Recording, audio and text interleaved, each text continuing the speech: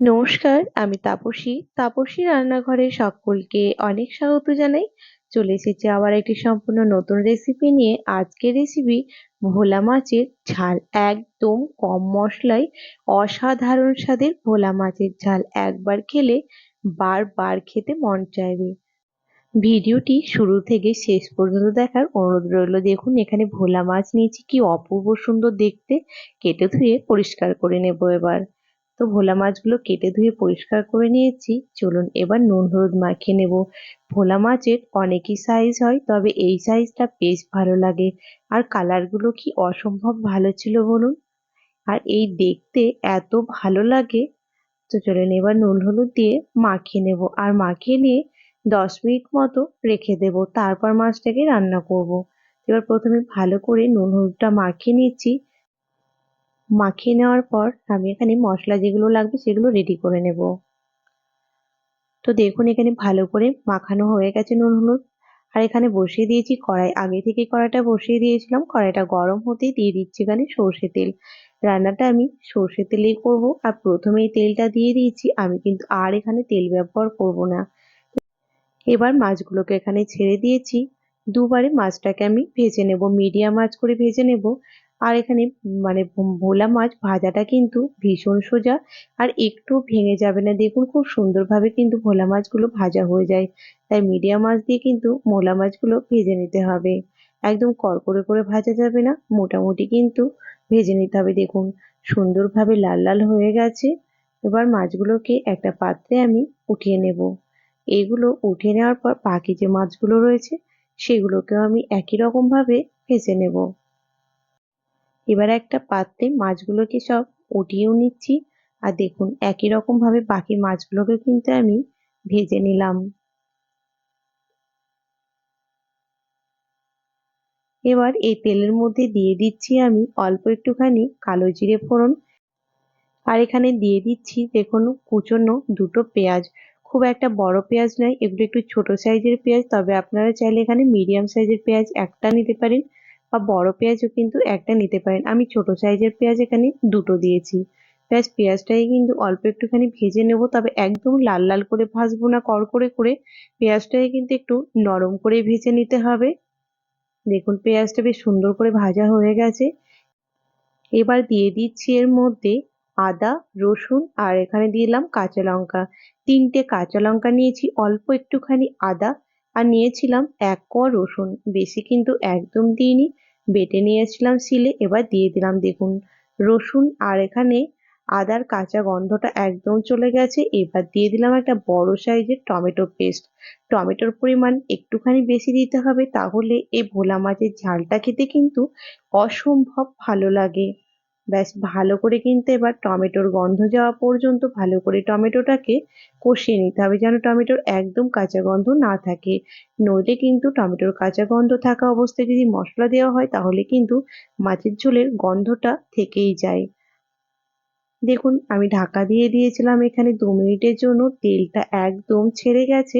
টমেটোটা খুব সুন্দরভাবে এখানে কষানো হয়ে গেছে, আর টমেটোর কোনো কাঁচা গন্ধ নেই। এবার দিয়ে দিলাম আমি হলুদ গুঁড়ো পরিমাণ মতো।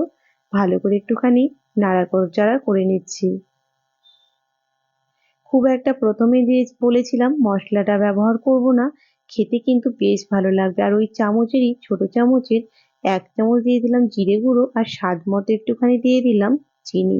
ব্যাস এবার দিয়ে দিলাম একটু জল। ভালো করে গুঁড়ো মশলাটা দিয়ে জল দিয়ে ভালো করে কষিয়ে নেব। এবার নাড়াচাড়া খুব একটা সময় লাগবে না, দেখুন যেহেতু গুঁড়ো মশলা দিয়েছিলাম।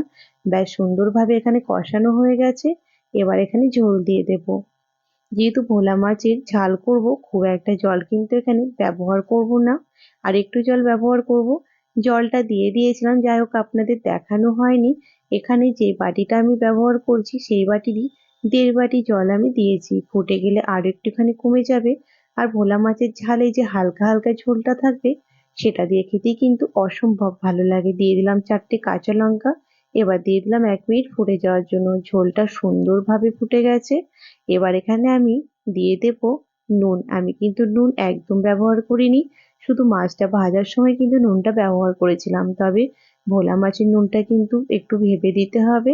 কারণ খুব একটা নুন কিন্তু এখানে লাগে না। ঝোলটা সুন্দরভাবে ফুটে গেছে।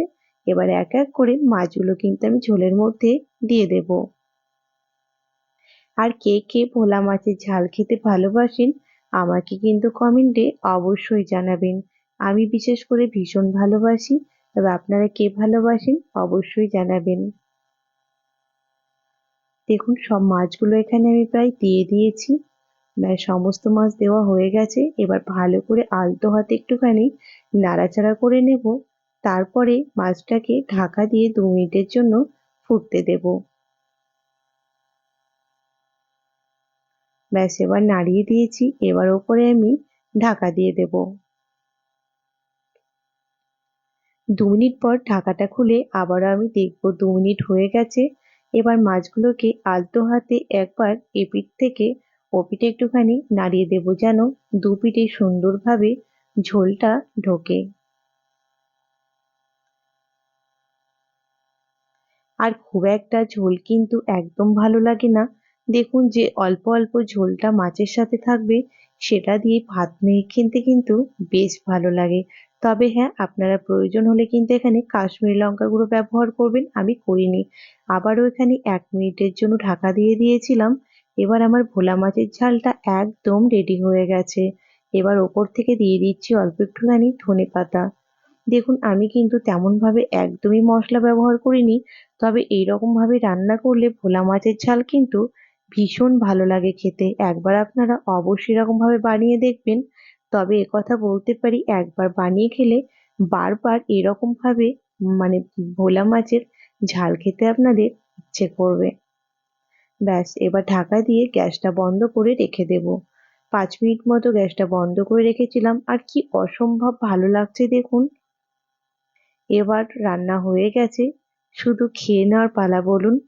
গরম গরম ভাতের সঙ্গে এইরকম ভোলা মাছের ঝাল খেতে কার না ভালো লাগে বলুন। চলুন এবার একটা থালার মধ্যে এটাকে নামিয়েও নিই। তবে যারা এখন আমার চ্যানেলটিকে সাবস্ক্রাইব করেনি তাদের অনুরোধ জানাচ্ছি, যারা ইউটিউব থেকে দেখছেন প্লিজ আমার চ্যানেলটিকে সাবস্ক্রাইব করে পাশে থাকা বেল আইকনটি প্রেস করবেন যেন আমি নতুন ভিডিও আপলোড করার সাথে সাথে নোটিফিকেশন প্রথম আপনাদের কাছে পৌঁছে যায়। আর যারা ফেসবুক পেজ থেকে দেখছেন প্লিজ পেজটিকে ফলো করে দেবেন। দেখুন এই যে গোটা গোটা লঙ্কাগুলো রয়েছে এগুলো ভাত দিয়ে মাখিয়ে খেতে বেশ ভালো লাগে। কি অসম্ভব ভালো লাগছে বলুন। দেখুন কি অপূর্ব লাগছে। আর আমার রেসিপি যদি আপনাদের ভালো লেগে থাকে তাহলে কিন্তু লাইক শেয়ার করতে ভুলবেন না। কমেন্টে আমাকে অবশ্যই জানাবেন একদম কম তেল মশলায় এখানে ভোলা মাছের ঝালের রেসিপি আপনাদের কেমন লেগেছে। তো আজকের রেসিপি এই পর্যন্তই ছিল। দেখা হবে আবার একটি নতুন এপিসোডে নতুন রেসিপি নিয়ে হাজির হয়ে যাব। আপনারা সকলে ভালো থাকবেন, সুস্থ থাকবেন। ধন্যবাদ।